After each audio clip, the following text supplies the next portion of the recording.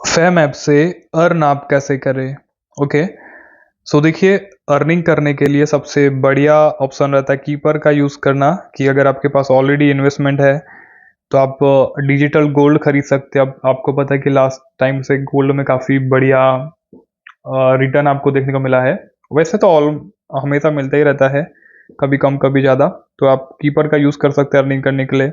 Second रहता है, अगर आप विदाउट इन्वेस्टमेंट पैसा कमाना चाहते हैं तो आपको इनवाइट एंड अर्न का फीचर मिलता है, जिसमें आप जो है अपने फ्रेंड को रेफर करेंगे। आपका अगर रेफरल कोड यूज़ करेगा वो अकाउंट बनाने के लिए, तो इसमें भी काफ़ी बढ़िया आप अर्निंग कर सकते हैं।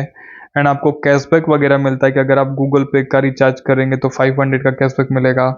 रिचार्ज करेंगे तो आपको कॉइन मिलेगा। तो ऐसा ही एक्टिविटी आप करेंगे यहाँ पे तो अर्निंग कर सकते हैं। लेकिन अगर आप बोल रहे हैं कि भाई वो आप बड़ा पैसा कमा सकते हैं, तो वो तो नहीं होता। चिल्लरों में अगर आपको पैसे कमाना है तो आप फैम पे यूज़ कर सकते